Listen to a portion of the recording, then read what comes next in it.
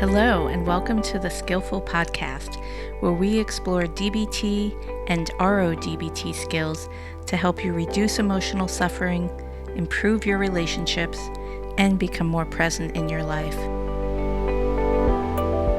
I'm your host, Marielle Berg, a psychotherapist at the Bay Area DBT and Couples Counseling Center.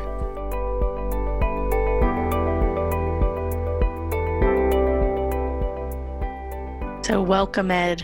Thank you. Today, Ed and I are going to be talking about getting through the holidays using skills. And we did an episode like this last year, and Ed and I were talking before we started recording about last year's episode and how different times were. And we thought that an episode about this very unique holiday period would be helpful to listeners. Yeah, I think that when we were kind of looking at what we talked about last year, there's so much around travel and spending a lot of time with family. And so much of that is going to be different this year for most people. And so we wanted to think about ways to be mindful and aware of what's going on for each of us right in the moment and what we might need, and some skills that can help us no matter what our holiday seasons look like. Yes, and let's begin by maybe just kind of assessing or recapping where we are, although everyone probably already knows that, but just to name it, because there's power in that. And there's a way that, especially for people who have been invalidated chronically while growing up, that they may still have a tendency to invalidate themselves when times are hard. So times are really, really hard, like Yeah. really hard. Yeah. And it's been so many months now, and there's no clear end in sight. And this is a challenge in many different ways. And it kind of pulls on our resources. So some things that maybe we engaged in or that we found helpful in the beginning of the pandemic, about 9 or so months ago, maybe don't have the same power or efficacy now. Perhaps something new is needed. And I think our general sort of stamina, or at least I'll speak for myself, my stamina and people I work with and also people in my personal life are reporting similar things, that there can be a ongoing emotional fatigue around dealing with all the different things that living in a pandemic brings. And I think I'm so aware of people who have felt more isolated during this pandemic. And for some people, not being able to be around family and friends in the same way during holidays is something that is like a new layer of difficulty and challenge. For other people, there's a sense of relief of like, oh, I don't have to be around friends and family during the holidays, which is a lot of pressure. So for each of us, it can be a little bit different. But for a lot of people, there is a sense of like, wow, I've spent so many months more isolated, not in as much contact with people personally, and now it's holiday time, and I'm not probably going to be having a lot of that either. And so we just want to be able to acknowledge where we are, what's going on for us, and to name what may be a new layer of challenge or struggle that we may be facing as we get towards the end of the year into winter for a lot of people, or for our listeners in the Southern Hemisphere during summer. Things are different, and just being able to acknowledge, okay, so here's where I am now. This is what I'm dealing with now, and validating that whatever comes up is what comes up. And just on that note, in our groups, when we begin the emotion regulation module, we start with spending some time on language for emotions and pointing out the major emotions and all the different sort of sub emotions. So we could say like anger is the general emotion category, and irritation is a form of anger that's on the lower level, and rage is also a form or a subset of anger that's on the higher level.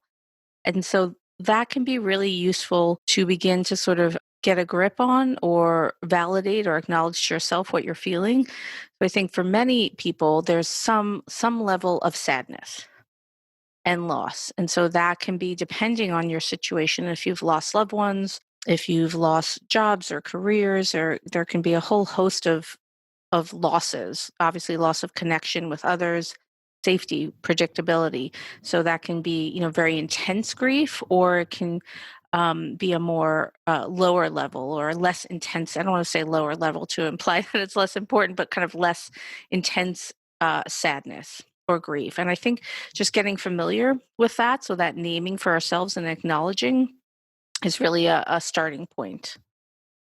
I think that there's a skill in emotion regulation called mindfulness of emotions. And this is getting into that, like applying our mindfulness skills to our own emotions. So being able to observe and describe the emotions that we're experiencing, to name them for ourselves, to notice and take a little bit of time to just notice the nuances of this emotion. So, okay, taking slowing down a little bit to say, I'm feeling sad. What is this sadness? How am I feeling this? What does it feel like physically? What's the character of this sadness? How does this sadness compare to other sadness I've experienced in my life? All of that is taking a step back from being in the emotion and observing it with just a little bit of space that can help decrease the intensity of the emotion at times and can just give us more information about what's happening for us. And as a result, because emotions give us information, well, what's the information here? What's needed? What is this emotion asking for from me? So noticing, okay, I'm feeling sad. This is actually a different sadness than I felt at other times of my life, other times of this year. This is what that sadness feels like physically for me, and here's what I think I might need in this sadness. This is might be what the sadness is asking for. Maybe it's soothing, or maybe it's connection with others, or whatever it might be. To just mindfully notice all of that in order to not just be in our emotions and not ignore or push them away.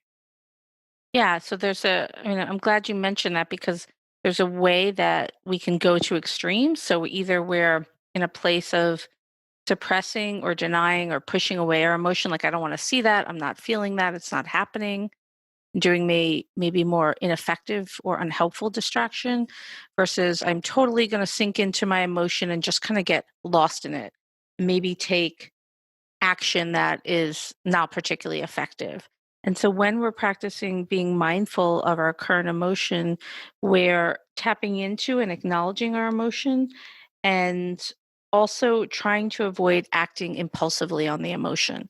Because when people have a tendency to avoid checking in with themselves to notice what emotions are present, many times underlying that can be this fear. Like, if I feel what I'm feeling, if I know what I'm feeling, and since we're going with sadness, because I think this is such a common one right now, I'm not going to get out of bed, for the next 3 months, or until we have a vaccine, that I'm not going to function. That can be the fear. I don't want to feel my emotion because it will overwhelm me. And so when we're practicing being mindful of our emotion, we're reminding ourselves we don't have to act immediately. We can take some time to reflect, as you said, Ed, on thinking about what's a skillful way, what's an effective way for me to respond with love and compassion to this emotion that's coming up. And so, sadness is one that for a lot of people, the end of the year, holiday times can bring some sadness in general. And I think during this pandemic time, like any emotion that we have can be intensified just by circumstances. Things are different, things are unknown in many ways. And so sadness, I think, is one that can be common. And we want to be really gentle with that sadness. Obviously, fear is another one. We've been living with this pandemic for a while. What's going to happen? What's this going to mean for me and people I care about? And so, fear is another emotion that might be prominent. And I'm kind of naming these things to validate that these are responses that lots of people are having. Um, Anger can be really present. That the frustration with this ongoing struggle, and again, with no clarity about when will we have something that's more familiar, and when will we not have to deal with a pandemic, and feeling frustrated with the way that different people are handling things, just noticing these emotions, and rather than diving into them, rather than trying to just like rev them up, or just really get stuck in them, What we want to be able to do is notice them, name them, and kind of figure out, okay, so I am feeling this. What do I need? Yes, and that leads me to think about the skill of accumulating positive emotions in the short term, which is also in our emotion regulation skill set. And so we may not have the same options at hand that we did pre-pandemic for having small positive experiences. So we might have to get a little more creative. But the skill of accumulating positive emotions in the short term is kind of an antidote to painful emotions. So if we can take the time to carve out a little space where we do small, nice things for ourselves, it's not going to change the world. It's not going to change your whole life, but it can provide a moment of comfort and soothing. And I think these things, which can be easily lost in the shuffle of everyday life, can actually be in the like slow kind of drip, drip, in the accumulating part of it, can be very, very powerful. And so the nature of accumulating positive emotions is that we do something on a regular basis, that we identify things that make us feel good, things that provide positive emotions for ourselves, pleasant activities that we enjoy, and we really make a conscientious effort to try to do those things on a daily basis. And as Mariel said, the slow drip drip, it's like instead of like we compare this so much to the skill of self-soothing, which is under distress tolerance, which we utilize doing something using our senses that's really soothing for ourselves when our distress is really high, as a way to kind of bring the distress down, to be able to allow the distress to come down naturally. So that's like the quick action self-soothing for distress. Accumulating positive emotions is the extended release, where we're doing something on a regular basis that builds up positive emotions within us, which increases our emotional resilience, decreases our emotional vulnerability. So, especially in a time of a lot of stress in general, and a time of year that can also be quite stressful, we want to be able to have that emotional resilience of doing things that feel good for us regularly. And here in the United States, doing things like drinking warm beverages and watching um, shows that are really nostalgic for us, and going wherever we are, going for walks outside and enjoying the particular seasonal sights and sounds. Those kinds of things that we can do on a regular basis can make a huge impact. Just a little something can really increase our sense of emotional resilience. Yes, and as we're talking about this skill, I want to point out some stumbling blocks that are common. And so the thinking of like, this isn't going to make a difference, kind of procrastinating and like, what's the big deal? That can get in our way of really experiencing the pleasure. So being aware of that, if that's where your mind goes, and if that keeps you from doing the thing, um, and being mindful when we're doing the nice thing. So finding a moment to kind of pause and be with it, with that hot beverage, or with, I recently decided I needed a very warm coat, which I haven't needed since I've lived on the West Coast. And I when I bought it, I kept in mind this skill. And I got a very bright color, which isn't really like me. Um, because I'm gonna be outside a lot more. That's where my social time happens, my limited social time. And so how can I, and I also got some really cozy socks and some other things. How can I turn these small actions into moments where I am mindful of the pleasure or the joy, even if it's momentary, that comes in in doing these things, rather than saying, "Ugh," which I have to admit, I did do some of that. "Ugh, I don't want a big warm parka," that's why I left the East Coast. I don't wanna be, freezing I didn't wanna deal with snow, which I still don't have to deal with. But being like, "Okay, this is the reality right now. How can I find moments of joy and pleasure in this, even if it's small?" And again, that action of purchasing the more warm clothes And then each time you wear them, being able to mindfully remind yourself, this is warm, right? So that's part of the mindfulness aspect of accumulating positive emotions is not just like doing the positive activity, but actually really mindfully being aware of it. Like, okay, this coat is really warm. What does that feel like? I'm outside for an extended period of time and I feel warm. That's nice. Let me enjoy this and appreciate this.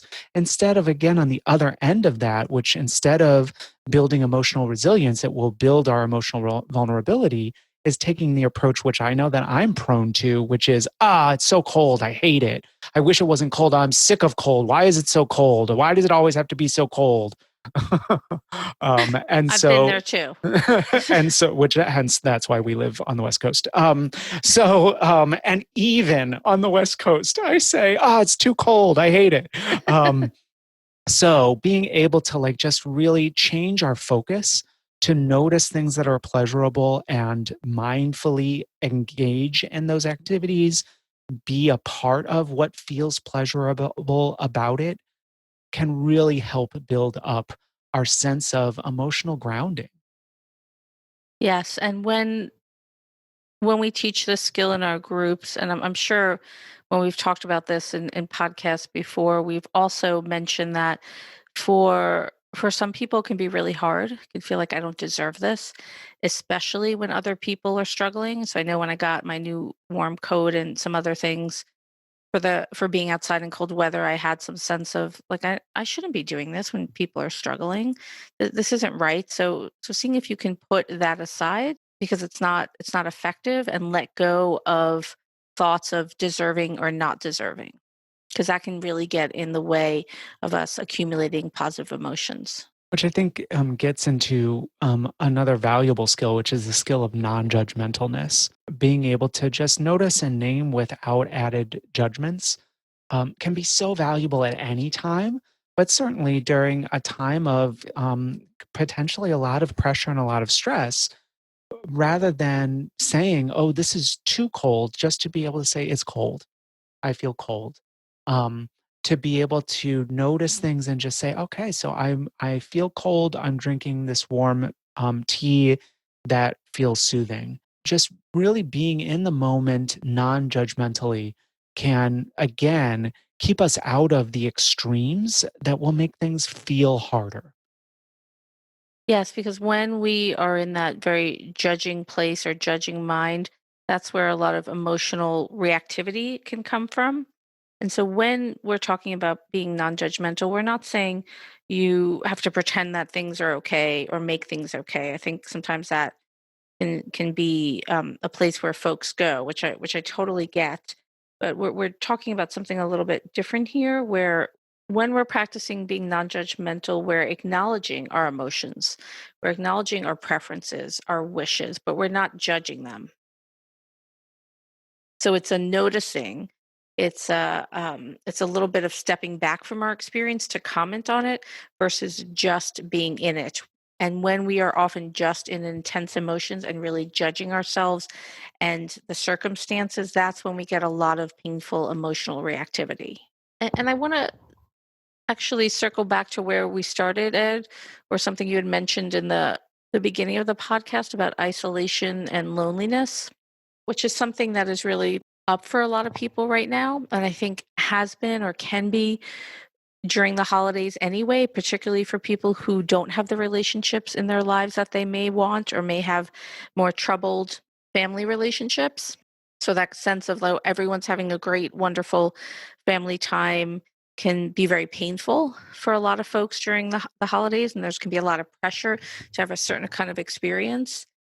But now during the holidays, for most people, there is going to be some sense of disconnection.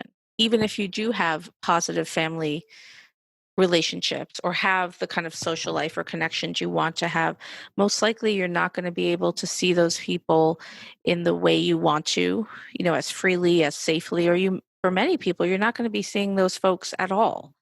And that can feel very isolating.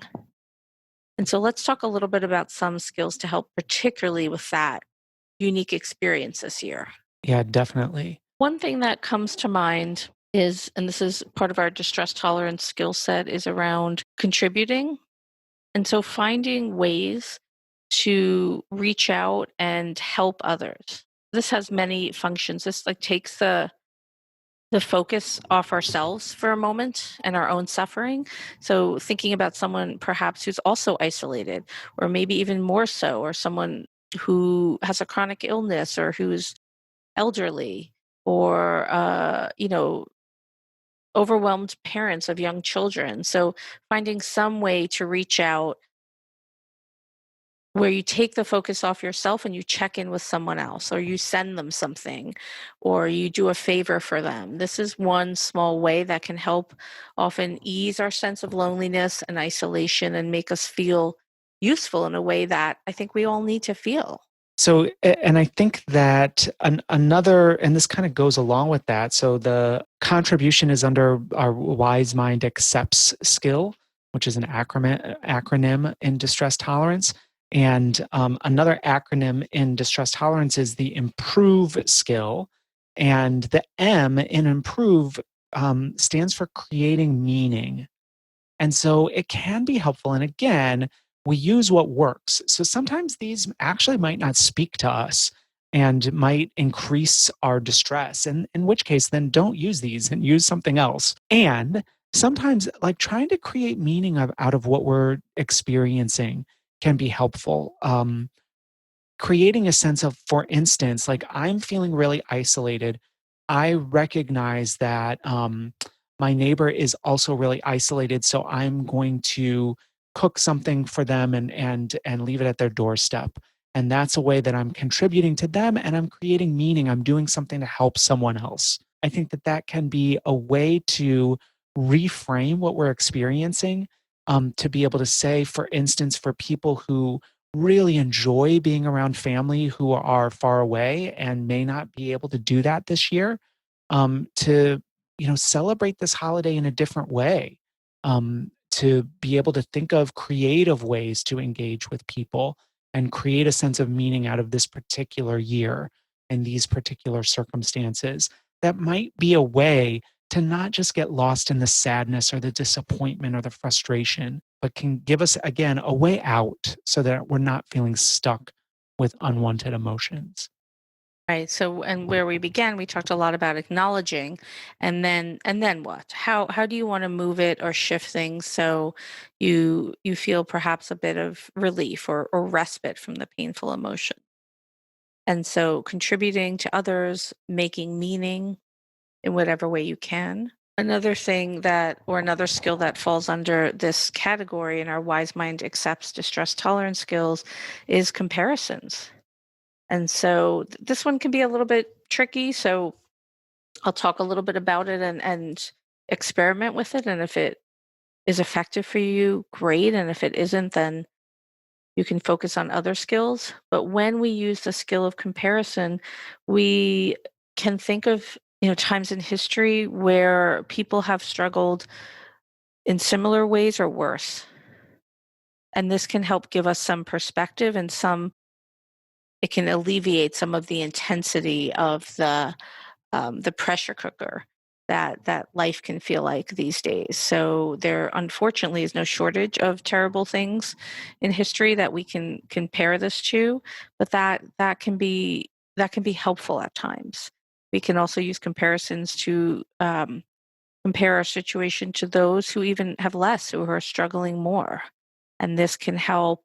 And this isn't to invalidate our experience or to say, well, I'm not homeless living on the street. So therefore, what do I have to complain about? So this is why I started it by saying it can be a little bit tricky. But if you don't go there, if you don't invalidate your own challenges, if you can acknowledge them for yourself, the comparisons can be useful to be like, oh, let me have gratitude for what I do have. I I have think a another roof over my head. I have a warm jacket. I have food to eat, whatever it might be. and I think another way to use comparison is to remember times when we have really struggled in our lives that we got through. So if you're struggling now, you can compare this experience to other times and acknowledge, like, oh, that was also really hard and I got through it. and I learned from it. And here's the ways in which I grew, even though I would never want to repeat it. I feel like I have moved on from that because I think oftentimes where we can have high distress is a sense of like, I feel bad now and I'm going to feel bad forever. This will never pass. And the reality is, we've had many times in our lives where we've struggled, had painful emotions, had situations that were really overwhelming. And almost always we've gotten through in one way or another. So comparing ourselves to other times in our lives, particularly with an emphasis on that was hard and here's how I got through, I can maybe get through this as well. And that can be so helpful. And it's interesting that you bring this up because just this morning, as I was anticipating our episode today, I was thinking about our audience and many of the clients we work with and how past painful experiences, past traumas, I think can sort of cut both ways.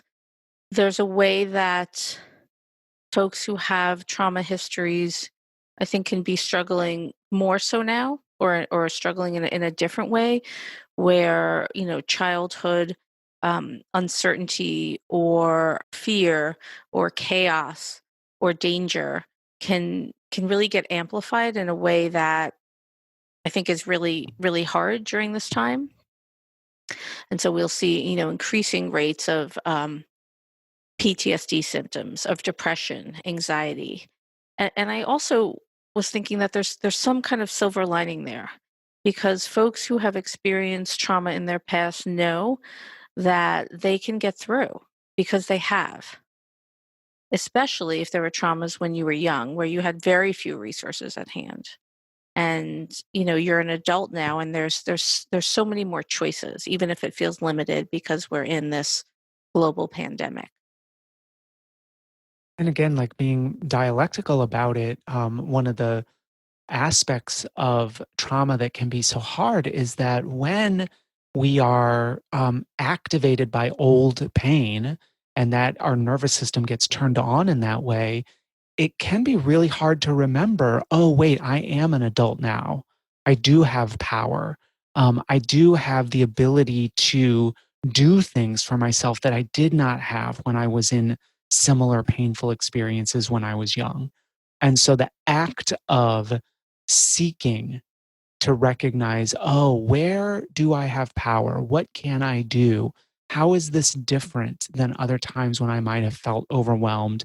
Can be so valuable in getting unstuck from old pain, unstuck from current pain. Again, with all these DBT skills, what we're looking for is the flexibility to notice something is off and I need something to be different, to do something different in order to feel differently.